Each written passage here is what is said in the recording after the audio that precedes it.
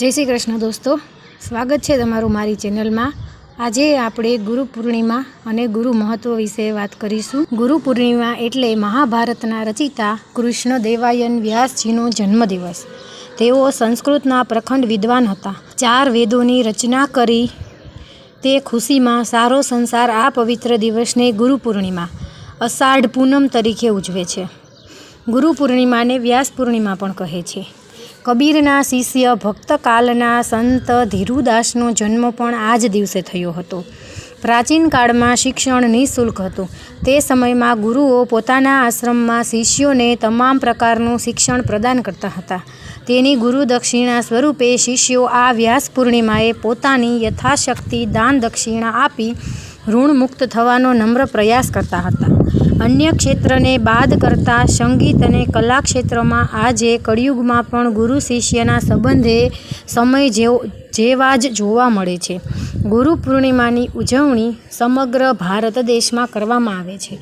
તમામ આશ્રમોમાં, શાળાઓમાં, મંદિરોમાં, ગુરુ સ્થાનોમાં ગુરુ મૂર્તિની પૂજા તેમજ ચરણ પાદુકાની પંચોપચાર પૂજા થાય છે। સાધક શ્રદ્ધાળુઓ પવિત્ર નદીઓમાં સ્નાન કરી ધન્યતા અનુભવે છે। તે ઉપરાંત ગુરુ પરંપરાને યાદ કરી તેમને નમન કરે છે। ગુરુની પવિત્ર પ્રસાદી અને આશીર્વાદ સ્વરૂપ તમામ દેવ મંદિરોમાં, આશ્રમોમાં પ્રસાદ ભંડારાનું આયોજન થાય છે। ભારતીય સંસ્કૃતિમાં ભગવાન કરતાં ગુરુનું મહત્ત્વ અધિક છે। ગુરુ એટલે અંધકાર અજ્ઞાનને દૂર કરનારા અને જીવનમાં પ્રકાશ ફેલાવનારા। ગુરુ આપણા જીવનમાં અજ્ઞાનતા તેમજ અંધકાર દૂર કરી સાચી દિશાનું જ્ઞાન આપી પ્રભુના માર્ગે વાળવાનું કામ કરે છે। કહેવાય છે કે ગુરુ વિના જ્ઞાન નહીં, અર્થાત જીવનનું અંતિમ લક્ષ્ય મોક્ષ છે। મોક્ષ પ્રાપ્ત કરવા માટે પ્રભુનું શરણ જરૂરી છે।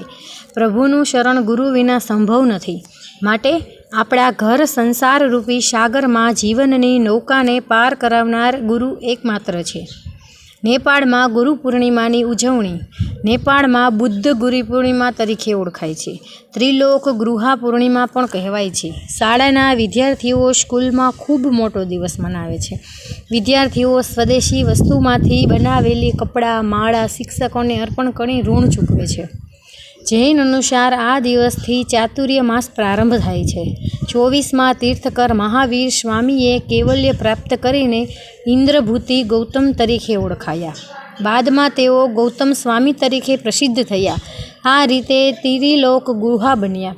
તેથી આ પૂર્ણિમા ત્રિલોક ગૃહા પૂર્ણિમા તરીકે પણ ઓળખાય છે। તો તમને મારો વિડીયો પસંદ આવ્યો હોય તો મારી ચેનલને લાઇક, શેર અને સબસ્ક્રાઈબ કરજો। જય શ્રી કૃષ્ણ।